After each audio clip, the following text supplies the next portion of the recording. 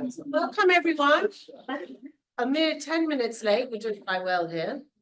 Very welcome. So many colleagues from the Development Studies Department. It's very nice to see you. What's going on here? I thought you were in Beijing. Anyway. Just London. My name is Naomi. I work in the Development Studies Department, and Harbin Hill and I have been organizing this really rather brilliant seminar series, which is every other Thursday in this room. So please join us. We have fantastic speakers and always a lot of very, very interesting and challenging questions from the audience. So you know what your role is here. I'm going to hand over to Professor Tom Tanner, who is from the Center for Development Environment Policy and has organized this roundtable to discuss the horrors, I believe, of COP29 and the ways forward. Or maybe I got that wrong. So over to you, Tom. Thank you so much for organizing this. Thanks, Naomi. Yeah, I'm not sure about horrors. Thank you all for joining us online and in the room. I'm very pleased to have a panel here. First news is that Andy Norton is unable to join us because his boss is in town. So the head of the GCF, Mafalda Duarte, has come to London, and he's working as an advisor for her. He's only in meetings with her instead. So we know where our priorities are, but it's unfortunate. We'll hear from him at some point in the coming year, I'm sure, particularly for those in the Development Studies Department. However, I'm very pleased that who we do have here. You'll be aware we have Emily Wilkinson from ODI, Thazin Aug from IIED, and Yannis Dafermos from Economics Department here in SOAS, as well as online Leo Horn-Phathanothai, who is currently based in Bangkok, and is we'll hear from him anon as well on the panel. So I presume you're hearing this all right, because you give us a smile. All good, excellent. So the challenge really here is to talk a little bit about climate finance and where it's going, but from the starting point really of the COP, the Conference of the Parties that just finished in Baku week before last. It was well covered in the press, particularly for the headline numbers, the quantum, as it's known in the negotiations, on the financial targets. But there are also obviously some underlying issues that we want to draw out and discuss as well, particularly around questions of access to climate finance, question of grants and loans, accounting for climate finance, what counts, what is climate finance, the public versus private divide in finance, as well as talking a little bit about some of the other outcomes of the COP, particularly the signing off of the rule book for carbon markets. There'll also be the shadow of the impending probable withdrawal of the US from the UNFCCC, the Global Framework on Climate Change, and the role of the fossil fuel dominant countries in the process in Baku, which was both covert but at times very overt, and behind which is the submarine that is Russia and its role quietly steering the ship that tries to frustrate the process.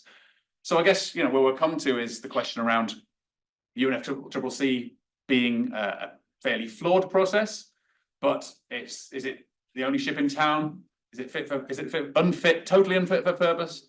And what can it deliver? So the headline event in Baku, as I said, was the newly collective quantified goal. In other words, the target for finance.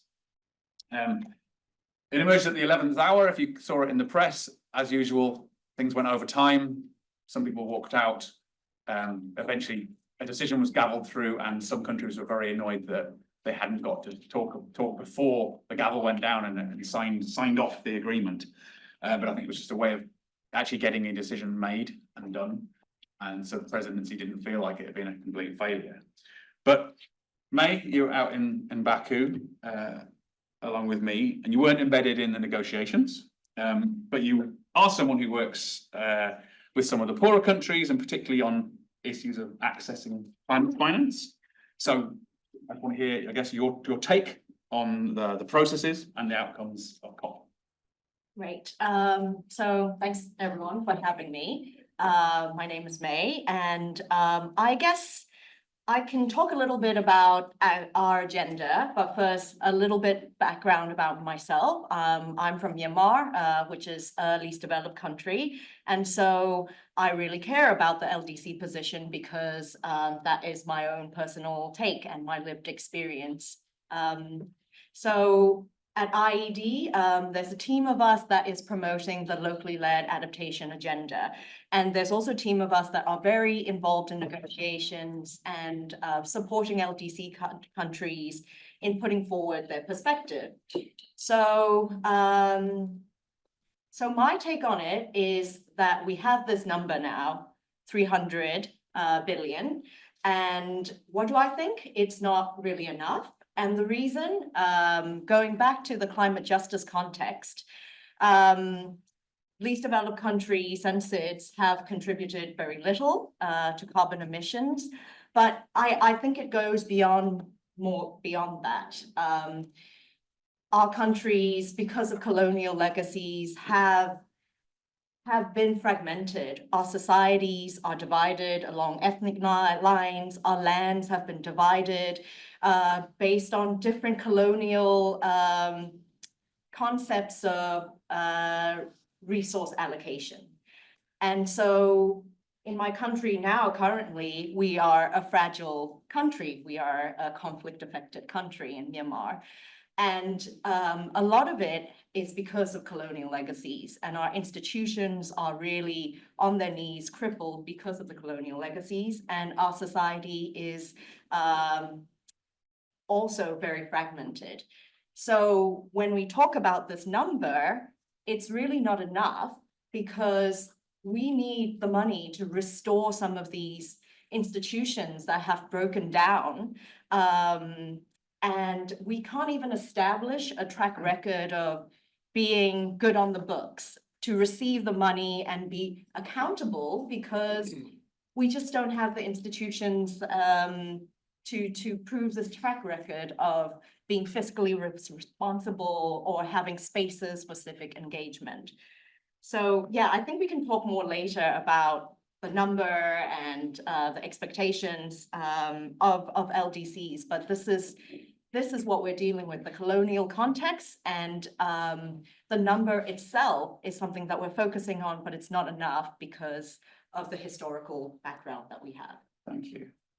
Yannis, I'll move over to you and ask, I mean, at the basic level, here's the economist, hardcore economist in the group. What is climate finance? You know, what counts as climate finance? Do we know? Yeah, thanks. Before I do that, I just want to follow up on the issue about climate justice, because it's very important when we are talking about the economics of climate finance. So if we go back to 1992, it was recognized that in the context of this negotiation that we are having in COP, it's very important to take into account that there are differentiated responsibilities and capabilities. And in that context, it was recognized that there are more historical emissions from the global north and climate vulnerability is much higher in the global south. The colonial legacies have not been recognized, basically, which is a big problem. But despite the fact that at least this aspect has been recognized, which means that there is a recognition of the climate debt that the global north has to the global south, we are still in the process whereby we have climate finance that is mostly in the form of loans, not in the form of grants. If you're going to deal with the climate debt problem and these historical responsibilities, you need to have grant-based finance. So when we look at the finance that is discussed in COPs, we have basically three types of finance that is under this umbrella. So we have public bilateral finance. This includes aid, which can be in the form of grants, but there's a problem that I'm going to highlight in a bit. There is money that's provided by development bilateral banks, which in many cases is in the form of loans. Then when we look at the second category, which is public multilateral finance, you have there multilateral banks like IFC, which is the bank of the World Bank. You have multilateral climate funds, which provide grants, but multilateral banks basically have a key role. And again, we are talking about loans. And finally, we have the other category, which I think is extremely problematic, which is mobilized private finance. And it's very difficult, first of all, to define what is mobilized private finance. The second question is, does this make sense? Is it useful for countries in the global south? So these are the three categories. Now, what are the problems apart from this issue that we have with grants versus loans? One general problem is that most of it is about mitigation, not so much about adaptation. This is not in line with the fact that vulnerabilities are higher in the global south. Second, nobody can agree on what is new and additional finance, because the idea is that this finance is on top of the existing finance that is provided to developing countries.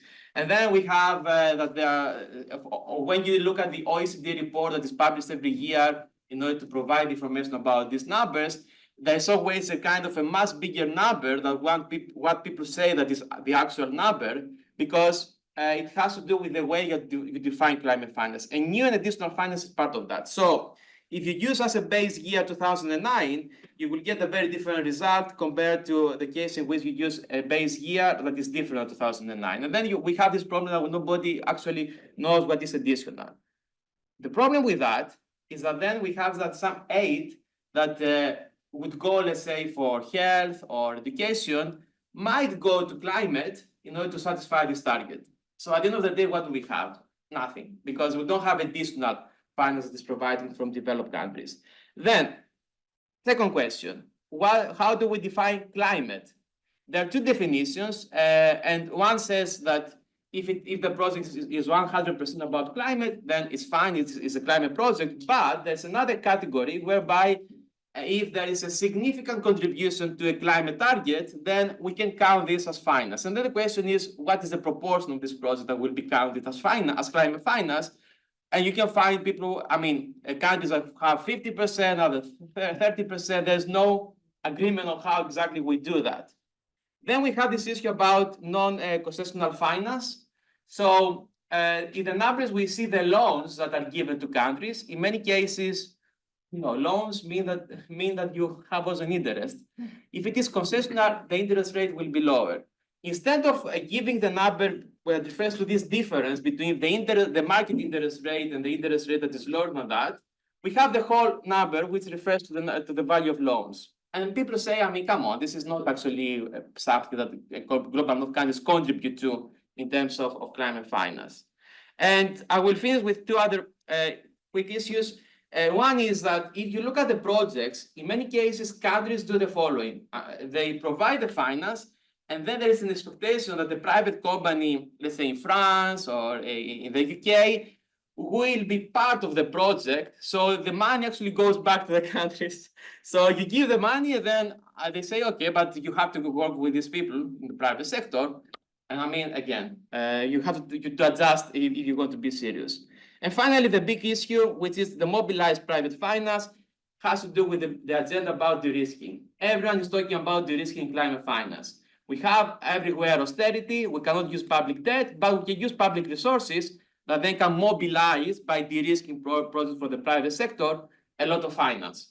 And it's not happening, but there are always promises about that. One problem that exists with this is that if you're going to de-risk, you can use let's say the multilateral banks of the World Bank that provide some finance, let's say some guarantees to the private investors, but you also expect, the global north countries expect that governments in the global south will also provide some guarantees. So you use the public resources in order to make this happen. And again, this means that actually there is a loss for these countries. Do we report this in this number? No. So when you look into these details, you really realize that there's something very little in terms of the amount that is provided that is in line with the concept of climate debt.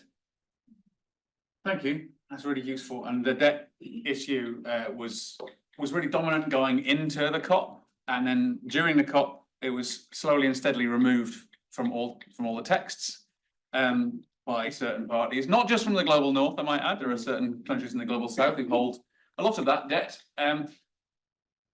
It spoke in particular to the small island developing states, the SIDS, who negotiate under the term AOSIS, the Alliance of Small Island States, to which Emily has been working for a long time, and including as a technical advisor well, tell us the perspective from Thanks. SIDS and your experience.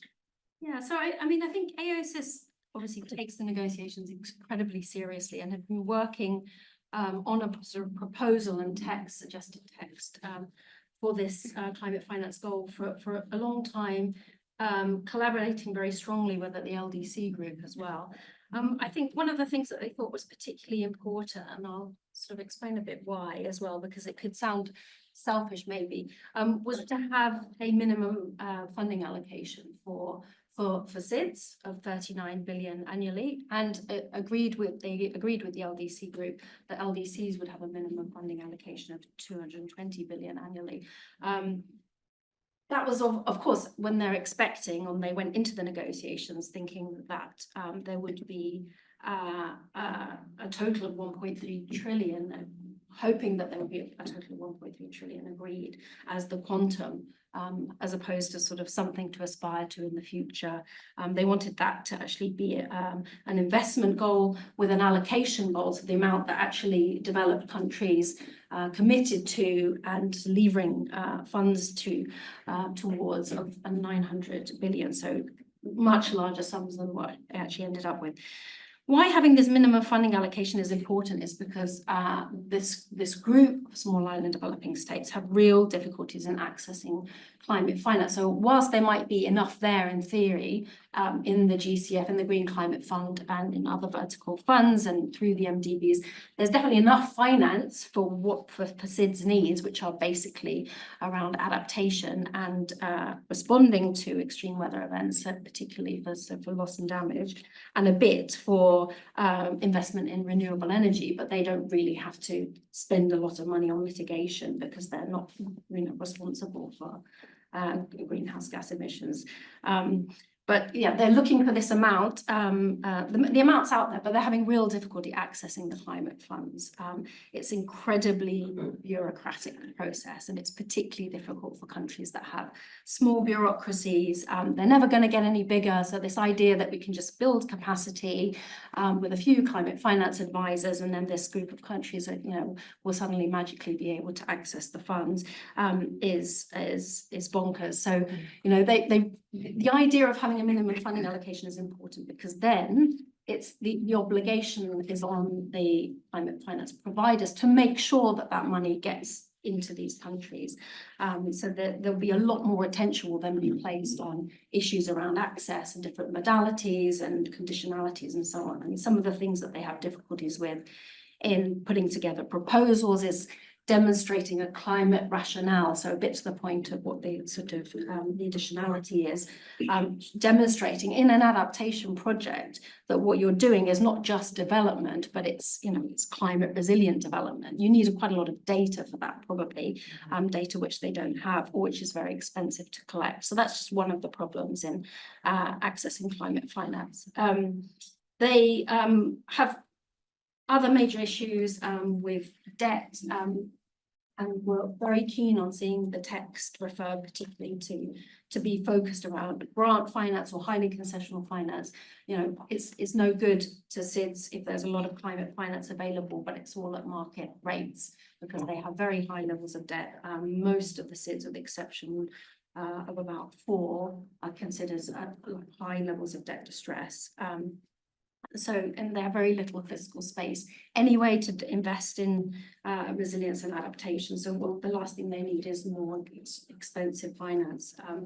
I think the point that's often made as well, and is important, the difference between adaptation finance and mitigation finance, is that for adaptation, you can't really generate a kind of business case. It's not going to produce revenues down the line, which you can use to pay back a loan in the same way as a renewable energy project might, because you can charge customers for consumers of that energy.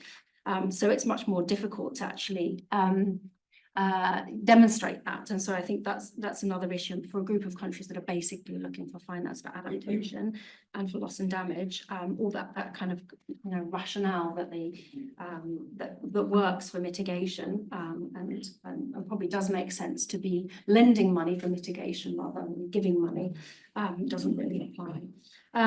And I guess the other thing that they were really keen to see in the text, which again, was removed, wasn't there. I mean, this is going back, over a year, there was quite a lot of discussion about having a loss and damage sub goal. So we have this overall goal for the total amount of finance that's needed, but within that, having a sub goal around loss and damage, because otherwise it will be ignored. I mean, it's very easy to see how that could happen. Developed countries and through public resources and leveraging private finance and all the other instruments, might be able to get to the 300 billion goal, but none of that might mainly be for mitigation. I'm sure they'll, try as hard as possible to get the balance right with adaptation, but could easily ignore loss and damage. And the funding that's needed to respond to loss and damage is only going to increase. So that was something they wanted to see in there as a sub goal. We can see already that the loss and damage fund, bit neglected, not very much money being committed. It's about 700 billion or something in total. That's not on a yearly basis. So again, if you have that kind of 69 million, sorry, yeah.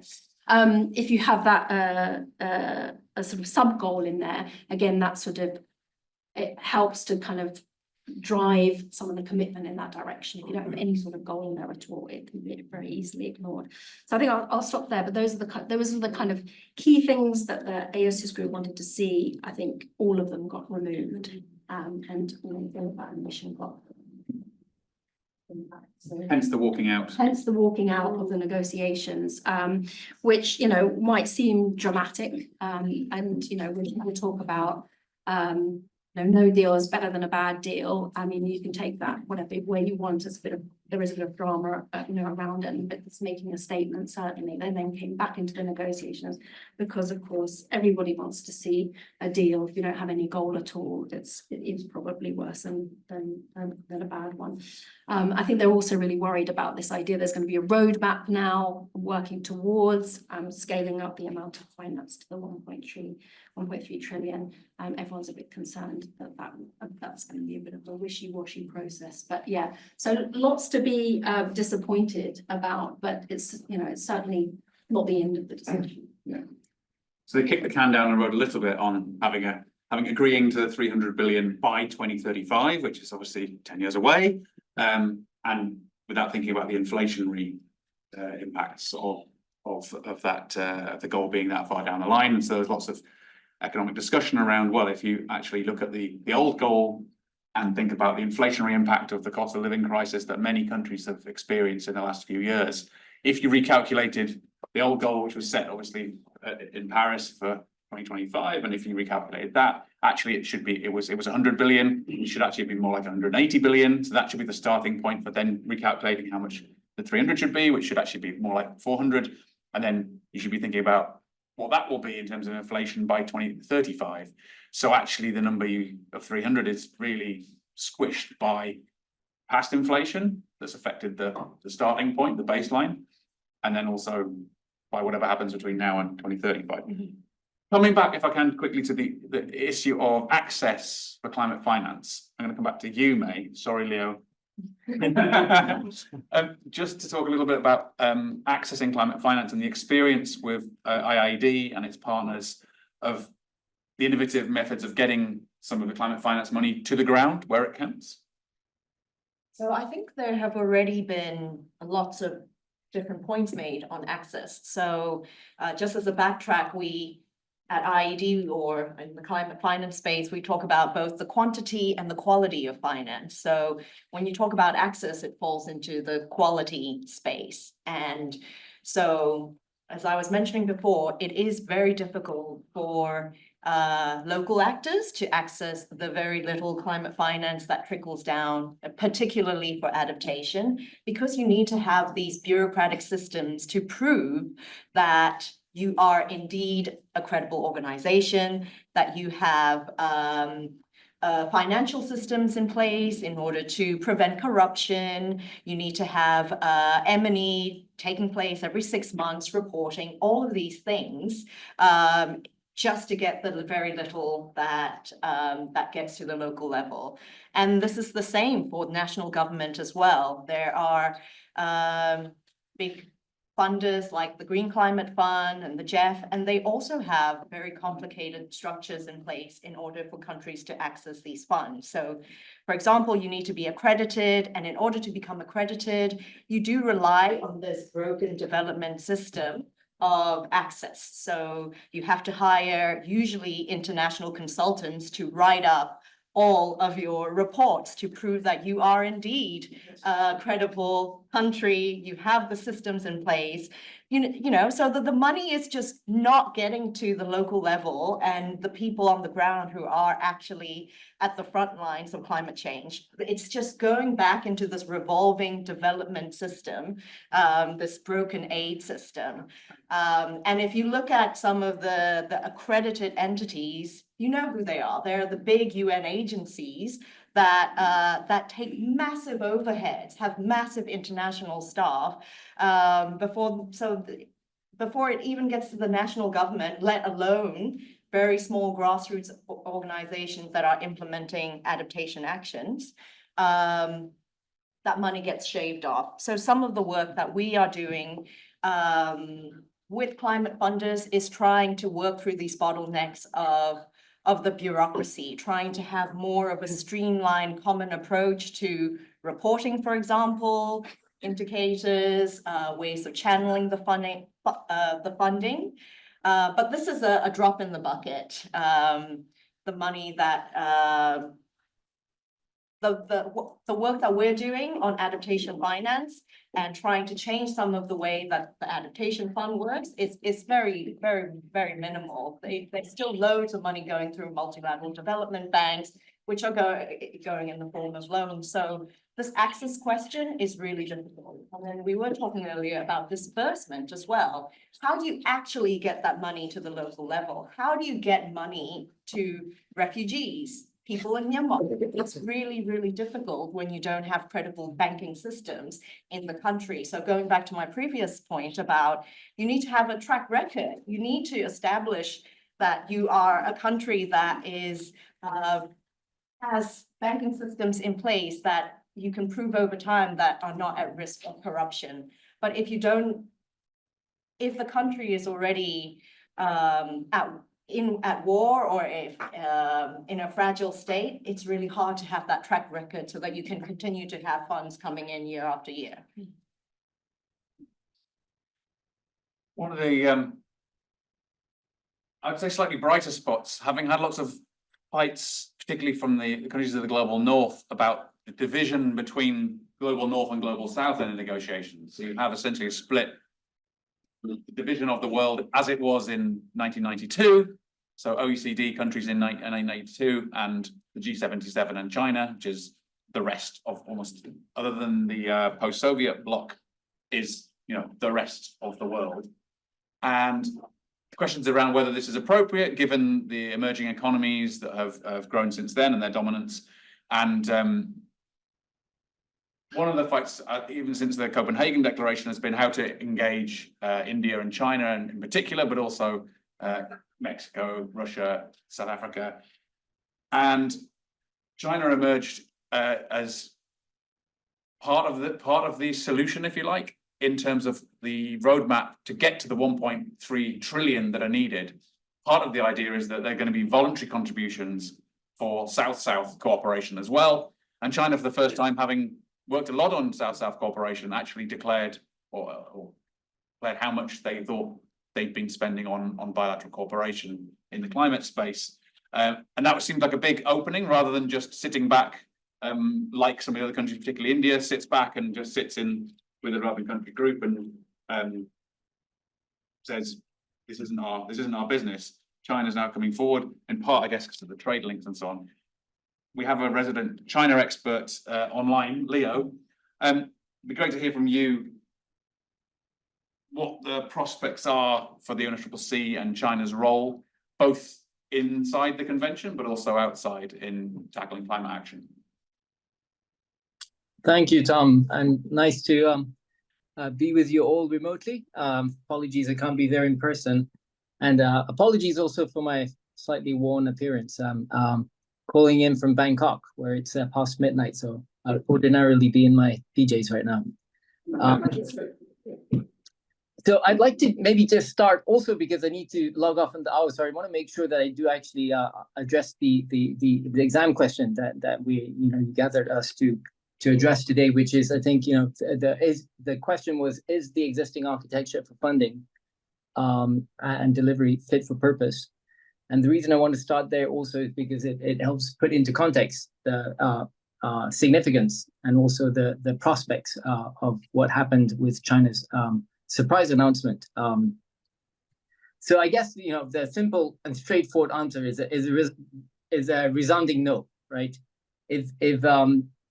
Well, let's think simply about finance, because we kind of tend to speak about finance in ways that kind of shrouded in all kinds of technical layers and it becomes very impenetrable. But in its simplest terms, the purpose, when we to ask the question is do we have a system that's fit for purpose? The purpose of finance is really to provide a bridge to a desired future. So it's allowing that future to land.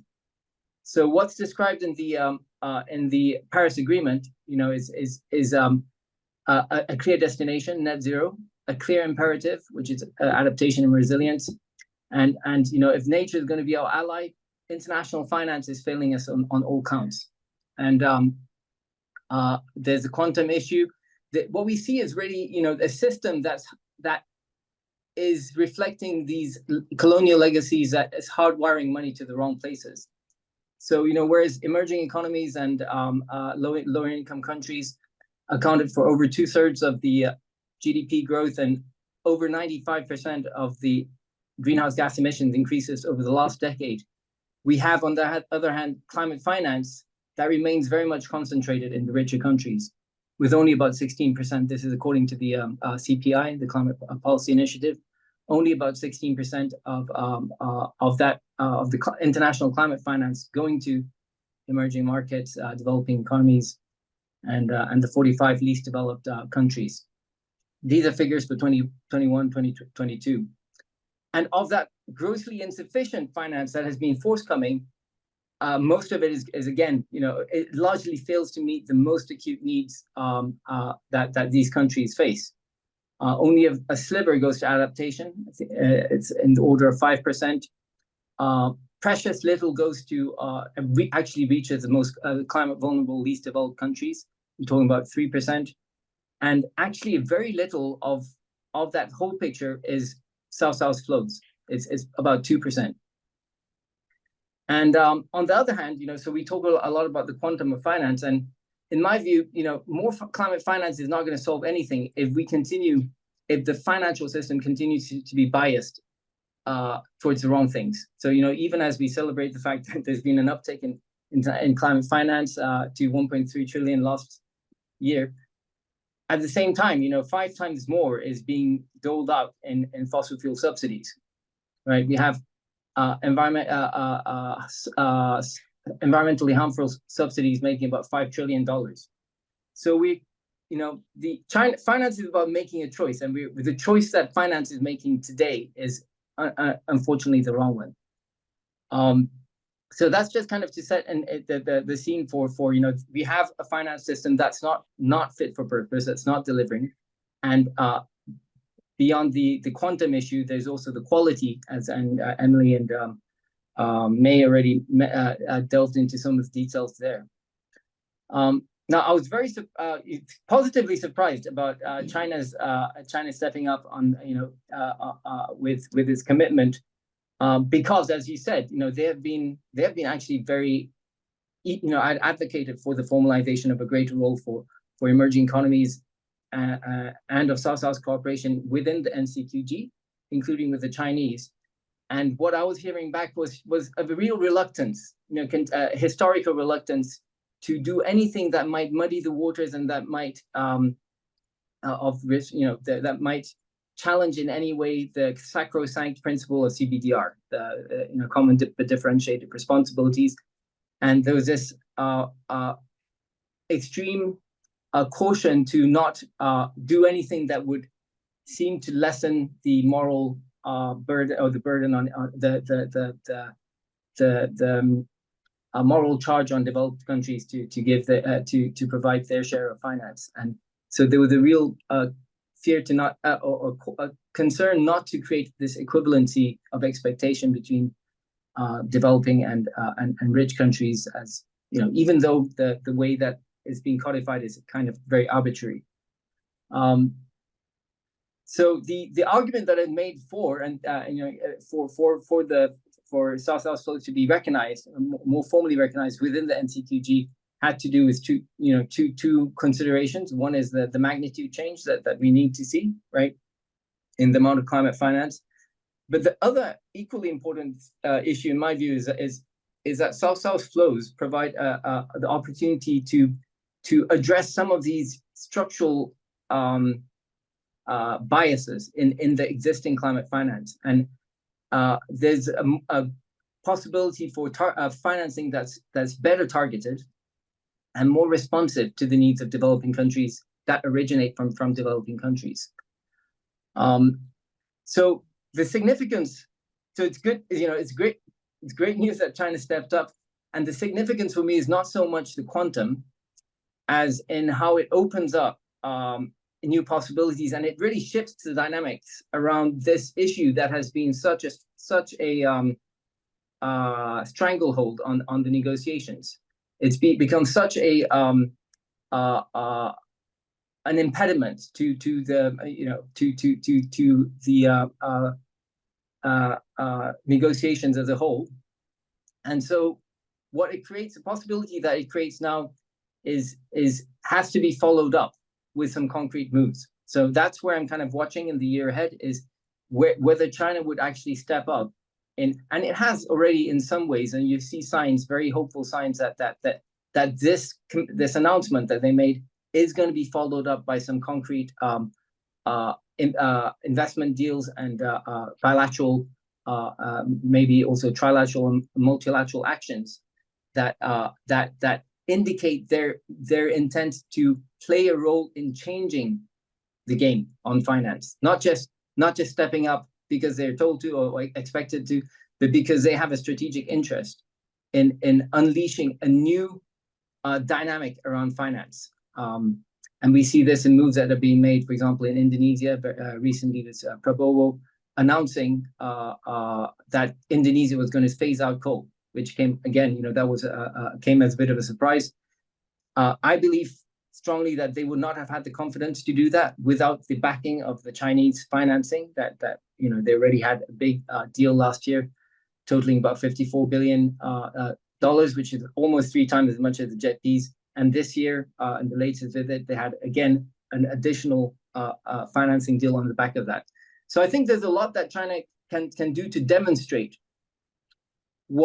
how South-South cooperation can actually be stepped up as a much more important part of the global international climate finance picture. And I think that if we give greater play to South-South flows and provide a template, which I'm hopeful that China will start to do, for how that can be unlock partnership for economic transitions beyond just, you know, the North-South dynamics that we've had that have been problematic in many ways, then I think it can really create impetus towards a more ambitious outcome next year. So yes, I'm a little bit downbeat by you know, as all you've heard from all our colleagues, but I do think that this is the announcement from China does provide a wedge there that can lead to very interesting possibilities in the year ahead. Fine, I'm going to cut you off talking about that, but also allow you to speak a little bit about the deal on carbon markets. So this was quite significant as well for all the debates around carbon markets and the agreement to allow international carbon transfers from the Paris Agreement in 2015 still isn't operational because the rulebook hadn't been agreed, and it was signed off at the very beginning of COP. And Leo, as someone, you set up the China Carbon Forum back in 2007 to bring together stakeholders to talk about transitions and low carbon activities, but with that carbon market in mind. How's that gone down from a kind of China perspective and even an East Asian perspective? Is things gearing up, ready to participate? Is it seen in a positive light? Have you seen some of the debates that we've had with African colleagues where there's a lot of pro-action or proponents from the governments keen to see flows of essentially foreign direct investment, and from the activists saying, no, we don't want people dumping their dirty pollution in our countries. How's it played out in China and other countries in the region? Well, I think it's been a lot more pragmatic, the way it's been seen, and this has been such a contentious issue, right? It's really flared up, elicited very passionate views on both sides, which I have a lot of sympathy with. On the one hand, it's either like is sold as the catalyst of the big quantum shift that you might want to see in private finance, benefiting frontline communities. On the other hand, if you do it wrong, right, it can really become a mechanism for weakening action and letting countries off the hook from making meaningful emissions cuts, and in the process undermine trust in emissions reductions efforts and the Paris Agreement. So it's a knife edge between two wildly different possibilities, and the key is how they're structured, right? So I think a lot of the devil is in the detail, and ensuring integrity is going to be key. But there's still the question of who ensures that integrity, and where is this truth held, and how do we move away from a paradigm, let's say, or practice in the past where truth was held in very small places, which were in the West, right, to a reality where it's more decentralized, and how can you shift to a world in which countries can take ownership and police for policing and ensuring the integrity with high standards that are set and agreed in common. So I think it's not a panacea, and China's had its experience with CDM and which were quite I think they're doing their own carbon markets, right? They have now the largest carbon market in the world. The fact that there are many countries, so China has SOAS cooperation deals with over 50 countries, climate cooperation deals, and many of these actually have provisions in there, like in Thailand, for example, we have a provision, we have a conditional NDC, right? So we do so much on our own steam, and with international cooperation, increase our ambition. And so there is room there. I think there is room to bring carbon markets into play in a way that could lead to greater ambition. And so I think that's something that there's interest from many parts to look at that, both from the Chinese side and from a lot of the, in Thailand. Thailand was the first country to issue an ITMO, internationally transferable mitigation option, which is a trading of carbon credit under the Paris Agreement rules. Made the deal with Switzerland, but nothing would stop. I think there are new possibilities that open up thanks to the agreement at COP29. And the devil is in the detail. A lot of these details will have to be addressed or ironed out in the year ahead. But I wouldn't get too hung up on. I definitely don't think the carbon markets is not the dog. It's definitely the tail. It may have an important contribution. It's one of the tools, right? And I think we need to look at how we can use all the tools that the Paris Agreement provides. And the most important, by the way, article on finances is 2.1c, which is about basically recognizing that the finance agenda for delivering Paris is not about increasing climate finance. It's about aligning financial systems with the goals of the Paris Agreement. So it's kind of transforming finance rather than increasing climate finance. And so that's, I think, the ultimate, barometer that I'm kind of tracking is that one. That's a really good place for us to, and thanks for the devil's in detail No. It's a good place for us to ask Yannis really from that kind of architectural you've written on kind of financial architectures and climate justice. How can we make that transition of existing financial systems so they're more climate aligned rather than it being all about how much money there is in a pot that can fund projects? Yeah, I think it's basically both. It's about transforming finance, I mean, reallocating finance, and we need also additional finance because we need to make more investment, because we need more resilient systems. We need to create energy systems that are green. So I think it's both. But I think the point that you made about the carbon bias is very important. So for instance, we had done some work with Greenpeace a few years ago, showing that if you look at the quantitative easing programs of central banks, and I'm referring to the Bank of England and the European Central Bank, there was a very clear carbon bias because they support quite a lot of fossil fuel companies. And then you're saying you have governments in these countries that have commitments about net zero, and at the same time you have central banks that basically undermine that. And when we're talking about climate targets and additional green finance, I think and you is very right on that, we forget that there's so much finance that's going to the wrong direction. If we reallocate that, it would make a big difference. And the numbers are different depending on what is happening with dirty finance. We can have a specific amount of green finance, but if dirty finance is high, then you don't achieve the targets. So it's very important to talk about that.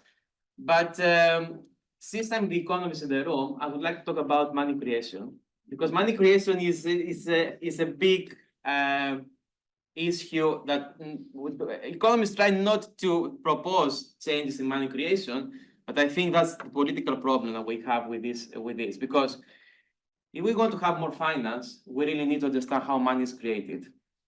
And because the stories that we get from economists are always like, you cannot create money in order to support investment because it's going to create inflation, it's going to create high public debts. But think about COVID-19. We had a big crisis. Which countries were in the position to create money in order to support the economies? Basically the US and some countries, the UK, of course, countries in Europe, the global north, basically. And then you look at the money that was created in the global south, and they were not in the position to do the same. But the money was created very quickly, and money nowadays is created by central banks and commercial banks. So if we're going to finance this process, and we agree that we're going to achieve some climate targets, and we need additional finance, we can do that. But the reason why we don't do that is because politically it is not accepted. So in principle, someone could say that we can create this money and support climate mitigation and adaptation in the global south. This is why I think that it's necessary to rethink the whole process. Instead of just trying to find money from all these small contributions that companies can make, we need to think big and say, there is a climate debt. We can create money in the global north to change that, to support climate adaptation, losses and damages. And I have written about the idea of having a climate justice facility whereby money should be created in the global north in order to support the global south in the context of climate debt. Of course, it's very far from where the negotiations are right now, but at least from a more conceptual point of view, if we are serious about climate debt, this is one way to deal with that. Instead of having the money is created only basically in the global north to support the global north. Now, this is difficult politically, but another issue that is a little bit less difficult perhaps is this discussion about debt. Because if we think about the issue is that there's no willingness to use, first of all, taxes to support the financing of climate adaptation and loss and damage in the global south. This would be one way to do that. It is necessary. But there's also this idea that we don't want to create more debt in Germany because it will be bad for the German economy. But if you look at what is going to happen in the long run, in any case, with climate, we are going to spend overall much more because of losses and damages, because of spending on climate adaptation. So all public debt in global north is going to go up. So instead of saying, let's increase, if necessary, public debt right now, and also give a lot of this money to the global south in order to address the problem globally, because before it is too late, we have that everyone is talking about the fact that we don't want to have more public debt because it's going to create financial problems. so this is one issue, the issue about the horizon. Of course, there's a political reason behind that, because you need this argument in order to say that no countries cannot spend more money, both the global north and the global south, using their deficits. So who is going to save this? The countries, the private sector, who has a lot of money.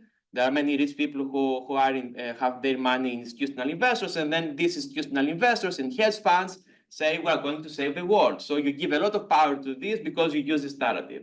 So in my view, we really need to change that narrative. It's very difficult politically, but it's the only way to be serious about what we can do. Thank you. I'm going to do two things. One is to remind people online that they can post questions in the Q&A section. And the other is to let Leo get into his pajamas, because I promised him only an hour. Thanks very much, Leo, for joining us.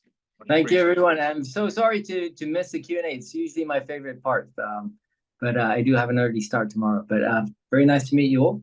Enjoy the rest of the seminar. Bye. Thank you. And then the other is to segue this issue around more innovative approaches to tackling the climate finance gap and the existing restructuring of the existing financial architecture. To ask Emily to talk a little bit about those perspectives from the SIDS, and particularly the Bridgetown agenda has been pioneered by Prime Minister of Barbados, Mia Mottley, and others.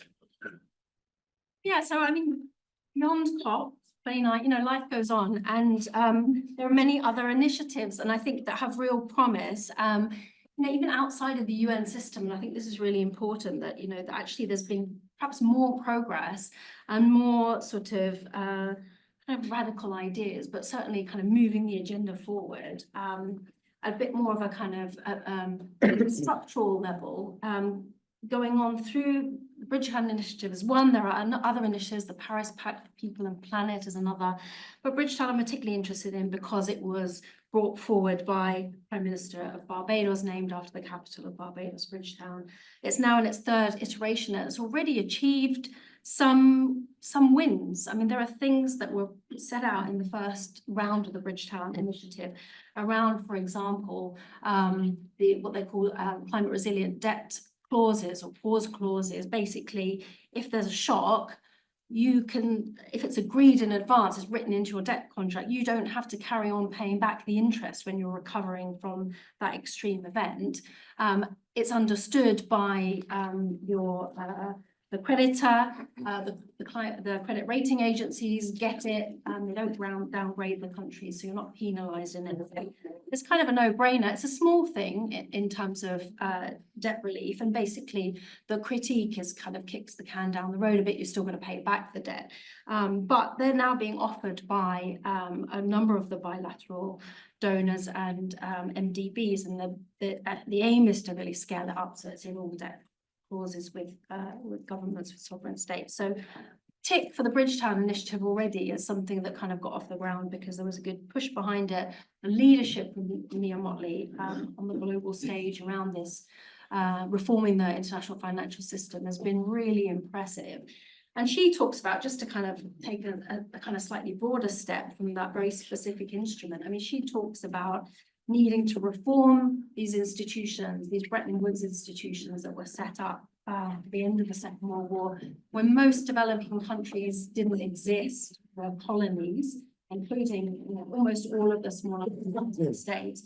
So it's clearly a system that is not it was not set up, with any of the voice or representation of those countries, and there's really not the purpose anymore.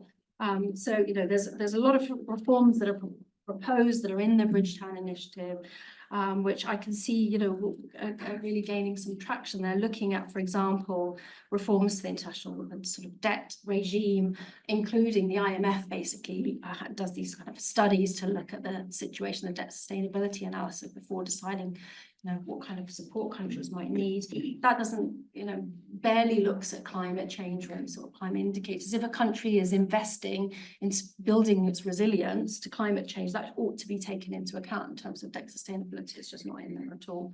Similarly, I mean, not so much as part of the sort of the Bretton Woods institutions, but you have these credit rating agencies that are sort of free to do almost whatever they want. They're barely regulated. They basically provide a credit rating. So when countries borrow, private sector or issue bonds, if they have a poor rating, then they have to the interest rates are going to be very, very high. It's seen as a very risky investment. We don't think the credit rating agencies are getting it right for the small island developing states because they don't know enough about them. So they just assume that the political risk, even, this is not even looking at climate, they assume the political risk are very, very high. And these countries are unlike, there's a big risk that they won't pay their debts, or which the evidence suggests is not the case. So there's also recommendations in there about improving regulation of the credit rating agencies.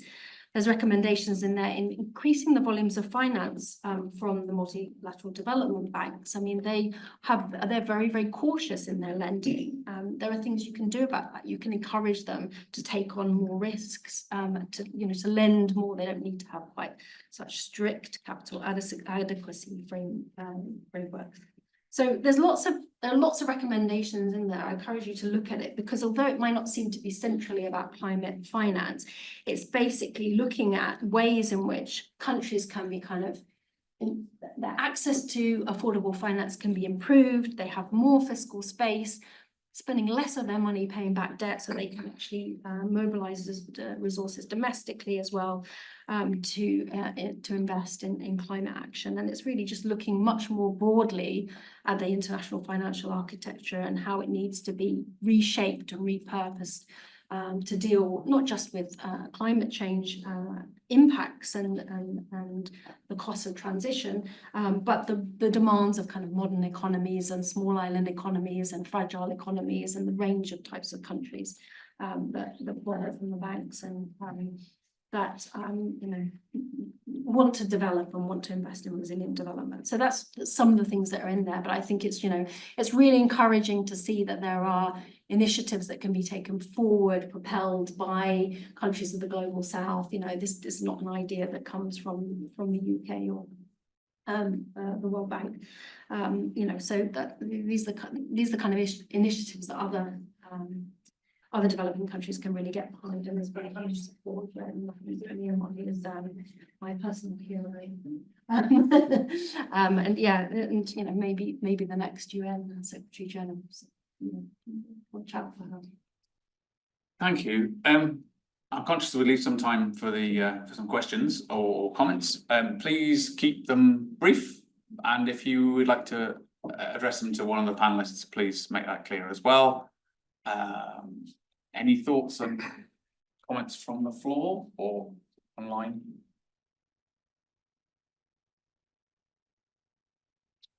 At the back, please. Yes, hi, thank you very much. Yeah, I really enjoyed the macro overview that you have been discussing.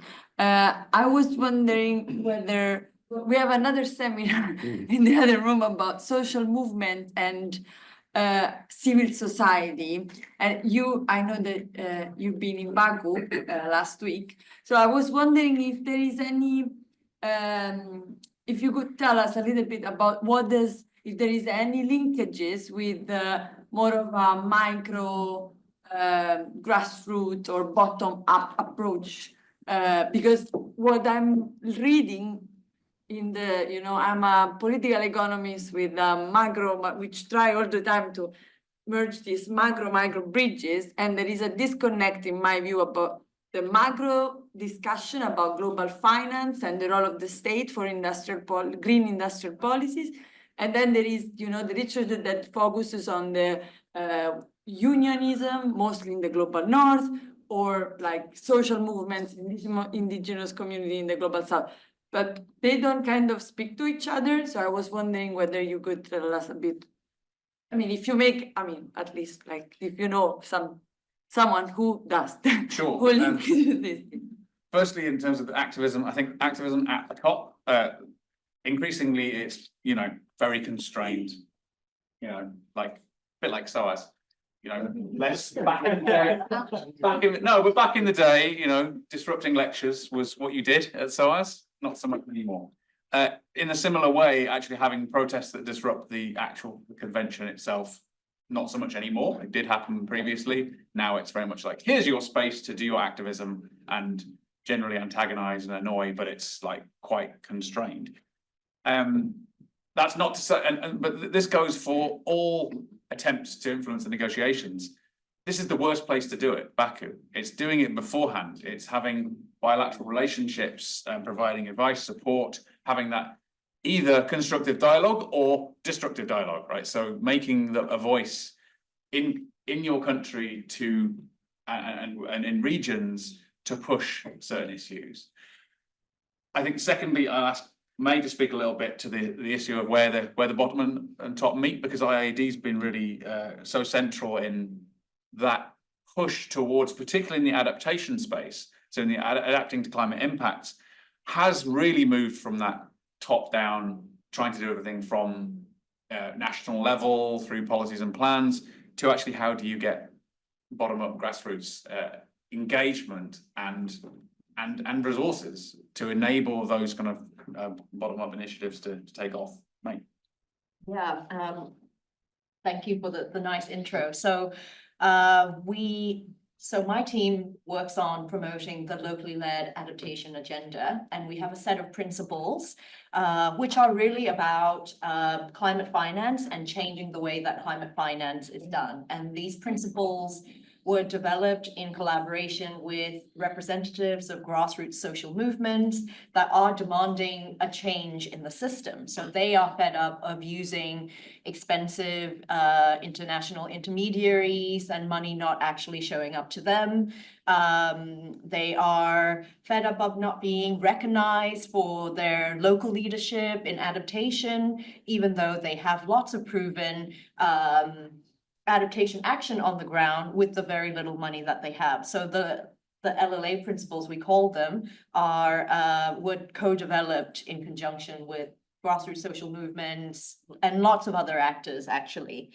So in relation to finance specifically, I can call out 3 different principles around improved quality of finance. So these actors are demanding greater flexibility of finance, more patient finance, and predictable finance. So this means that, like the Bridgetown agenda, flexibility, that it should be responsive to the different conditions on the ground. If there is a COVID crisis or if there's a disaster, then the funding should be responsive to the conditions on the ground, right? That it's okay to not deliver on certain things if there's a crisis on the ground. So, and then there's also the principle of patient financing, that it should understand that local actors need a lot of time in order to deliver the projects, that the funding should be responsive to local contexts and things of that nature, and that it should be predictable. So oftentimes, even with grant funding, it's attached to the political situation from bilateral donors, right? If there's a 5-year congressional agreement for funding, then that is the 5 years that we have the funding. So it's very hard for local actors to plan, actually, if we can continue this adaptation project, for example.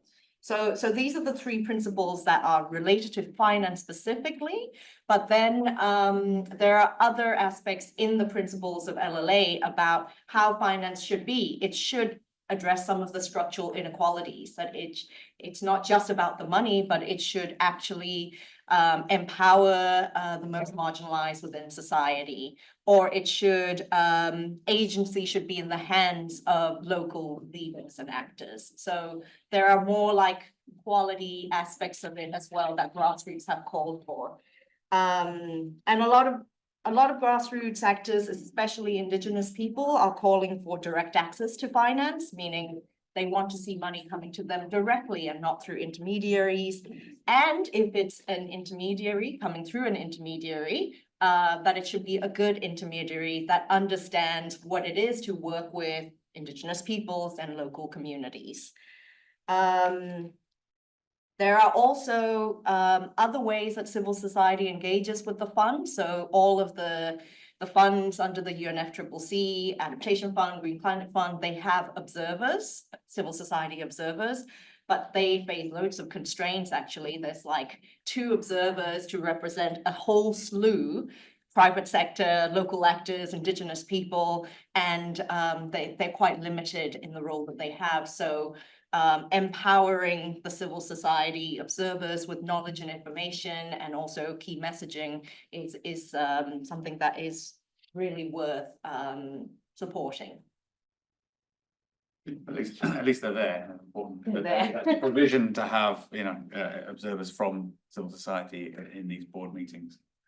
One of the questions online was about to what extent it was dubbed as a peace COP after the emergence of peace and conflict. They try not to use the term conflict as much as they use the term peace at their previous COP. And the question was this, you know, was this something that we saw a lot of? I think there's so much, there's 2 sides to the COP now. There's a trade side, which is almost a mini conference in itself, with lots of people plugging their topic and having their own panels and the like, and then the actual formal negotiations. And there wasn't a kind of peace-based declaration, but there was a lot of influence from the conflict and humanitarian community. See Femina sitting in the front from UNHCR, that to actually play an important role and to put, as has already been mentioned, put the place of displaced communities, refugee communities in the picture, in the mix. But it wasn't front and center of the formal negotiations. And of course, there was so much that was dropped from the text around climate finance that it definitely didn't make the cut. Far too contentious to say we should give money to refugees, and we can't even say we should give money to the LDCs and the SIDS, right? You can't even. It's all the, you know, non-developed countries and the developed countries. There's still that divide. So it's this where the money should go kind of plays out later on, and often when the funding flows get called out for having not delivered to, as they are now, not delivering to the places that have even regions of fragility, even if the overall state has capacity. There's areas that aren't getting the money where it's most needed. Any more from the floor? Yes, please, Jonathan. Or is that, Philomena, is yours related? It's that, but I can come in after. Jonathan's probably is as well. Okay, when it is related, Sure. Thank you very much. Really, really interesting. I'm completely non-expert on this, but it's about kind of fragility and fragile conflict-affected states. Most of the world's poor are going to live in conflict-affected states by 2030. And just any reflections on, and many of these places are most affected by climate change. Afghanistan, Myanmar, Sudan. What is the discussion about how to engage in those kinds of contexts? Because potentially huge influxes of money, if they haven't materialized, you know, if it goes into the political marketplace, it can be destabilizing, it can lead to spoilers politics. Governments may not have the capacities to handle that. You know, what is the discussion around fragility and climate finance?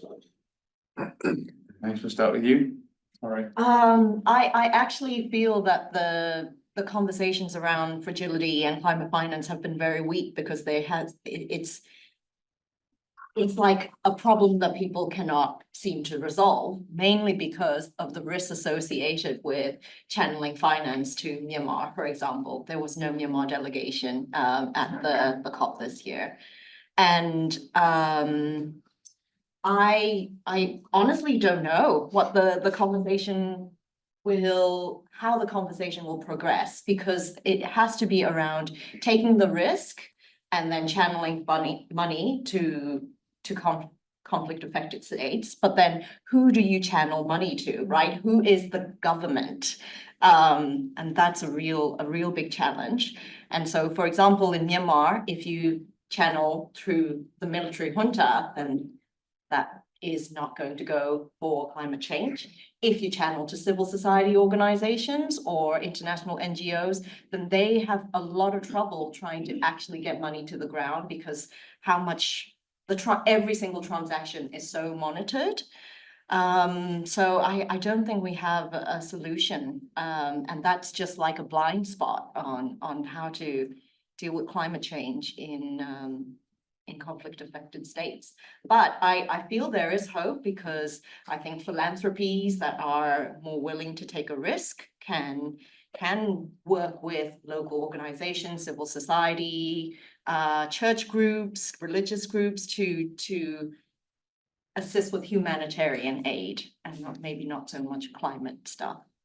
And that space, sorry, yeah, that space is definitely opening up. Yeah, the humanitarian system and its relationship with climate, something Emily's worked on too. Yeah, no, I was going to agree. I agree very much. I mean, I think there's the complexity hasn't really been kind of thought through properly, I think, in the climate space and negotiations, because it's still very much the level of discussion. These countries are not getting enough climate finance. That's a problem, but it hasn't kind of moved on to the, well, specifically, you know, through which channels or what are the delivery kind of mechanisms that could work best? Is it really a question of not getting enough climate finance or actually, you know, how it's accessed and used? So I think it's still kind of in the wrong place, in my personal opinion. Where I do see that there may be an opening for a more sort of appropriate mechanism and discussion is actually through the loss and damage fund, because there I get the impression that there is a sort of willingness to look at cash transfers using social protection schemes to channel resources. And I know that there are limitations of those schemes in conflict affected areas, but still the idea that, you know, if you work on making that sort of the delivery channel better, and if you've got one there, and that could be, you know, without all the money going into an international organization, if you've got a social protection system that's being supported by an international organization, or even World Bank, you know, in place, that's one way of thinking about how to get money. So I know that people who are keen on cash transfers, you know, looking very closely at the operational mechanisms for the loss and damage fund. So I think, you know, I see that as a slightly more nuanced discussion actually than around. I mean, chance for you to come in. Yeah, thanks. Actually, Emily referred to the point I was going to raise around cash transfers and thinking about how that could be the kind of last mile link, if you like. So just a few things. I'm from UNHCR, the UN Refugee Agency, and you know, from our perspective, I think one of the big challenges is making sure that refugees and displaced people are actually included in these conversations and that actually have a voice in the discussions. And that's very much something that we've been focusing on, and I know working with ODI as well and with lots of other partners. Last week we published the No Escape report, and I think it was actually published within the auspices of ODI or together with ODI. On the cash transfer point, I think that's a really interesting one because we have a lot of experience in delivering cash assistance to refugees and displaced people in conflict affected areas. And the majority of the assistance that we deliver is through bank accounts, mobile money accounts, digital wallets. It's through the financial system. And I think there are big benefits to be gained there when you're looking at promoting financial inclusion. So you're not just looking at the delivery of the actual assistance, but you're looking kind of a little bit wider than that. And I think, you know, what you were saying about, May, about, you know, kind of avoiding having the intermediary. From our perspective, it's not that the money necessarily has to come through UNHCR, but it's rather that, you know, are there systems that we know about or that we've been able to help implement that then can be used in the climate context, because refugees and displaced people really are, you know, on the front lines of climate change and are going to continue to be among the most severely affected. Look at the clock. Any more questions in the room? Sure. Well, the front end, you had your hand up first, I think so. Sorry. I just want to ask, in terms of the sort of Baku to Berlin pledge suddenly sort of thrown in at the end of the 1.3 trillion, I mean, who actually is tasked with sort of taking any responsibility for that, or is it just something that's sort of thrown out there? And then sort of also connect with that in terms of what are the government's responsibility if any of that sort of really comes in? within the UN secretariat in terms of who does take responsibility for matching all that money? Or again, is it just a sort of goal that's put out there and then all the various sort of donors underneath will be giving it in a mixed match way with no particular coordination? I can give you a simple answer to the first. If the presidency troikas, so the previous, the current, and the next set of governments work together on these kind of roadmaps. So they'll be working towards Berlin and whoever pledges to host the next COP, which is in Western Europe. So Australia. the chat was Australia, but I saw something the other day that said it was Western Europe. We're going to take their turn. Turkey and Australia. Okay, Turkey and Australia.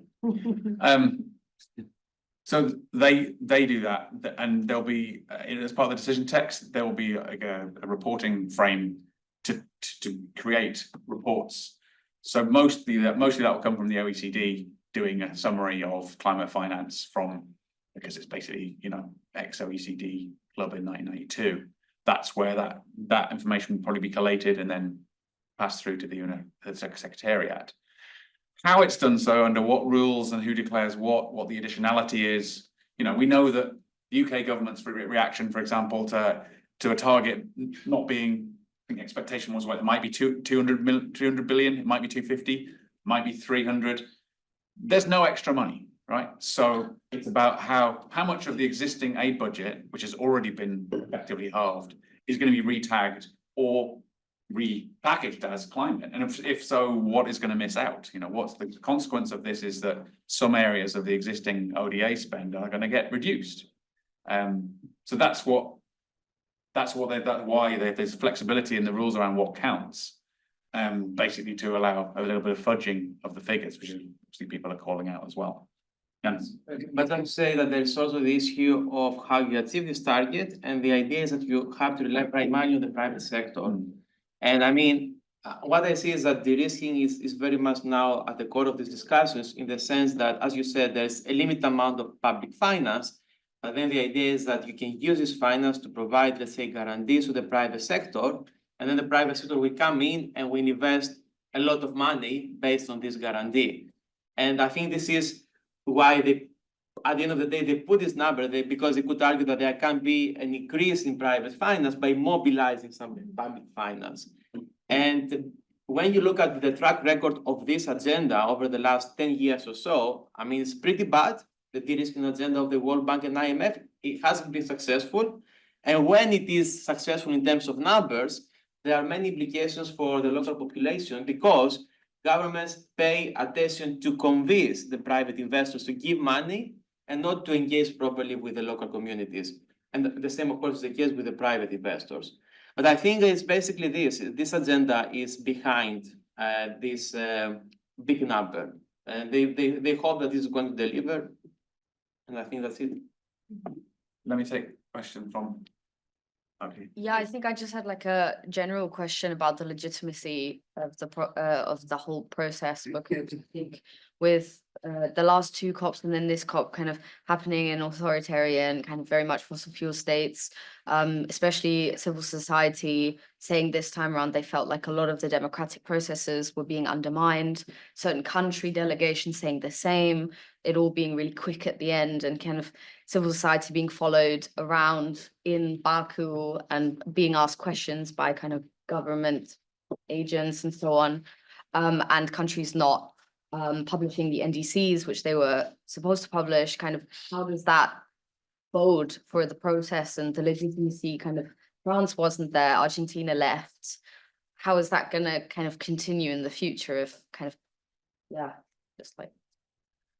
It's a good question on process. The consequence of the presidency noting the objections of so many countries at the end is not clear. That's and that draft text is has not been published as not draft text. Interestingly, it does take a while to formalise the agreements after a COP, but at the minute it's very notable that the one everyone's looking at still is tabled as draft text.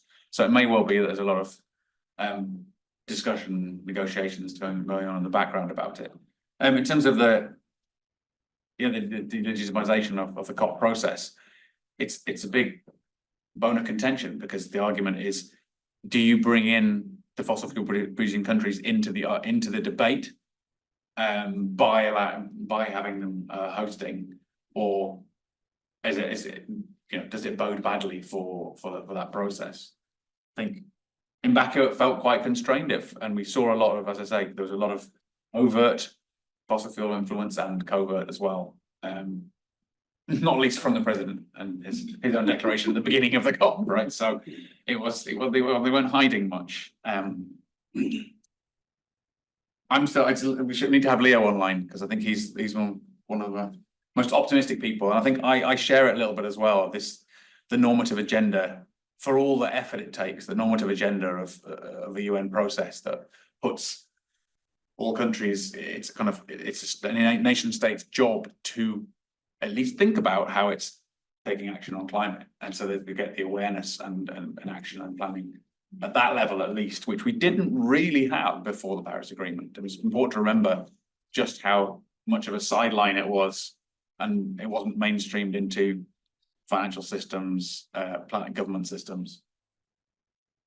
I agree. I mean, the negotiators themselves get upset when people say, why do we bother with COP? Should we just stop it? Like, let's not, this is such a waste of time. They get very upset about it because, they go to the negotiations, they put a lot of work into it, small amounts of progress are made, but this is, part of a longer term ambition. And I think, they're having patience as well in the way that the media doesn't, and some of the civil society groups don't, and rightly so. But yeah, so I think for the negotiators, it's a very important process, and there are small wins that they need to be recognised. Lots of other things go on around the margins, which you can say good, bad, ugly, whatever. Yeah, I'm kind of raise that point because I heard that question being asked, and colleagues who negotiate, who work very hard, getting upset about that kind of COP shaming or something. Yeah. Right, I think it's thank you everyone for turning up and online as well. Just join me in giving a big hand to our panelists here and to Leo. Thank you.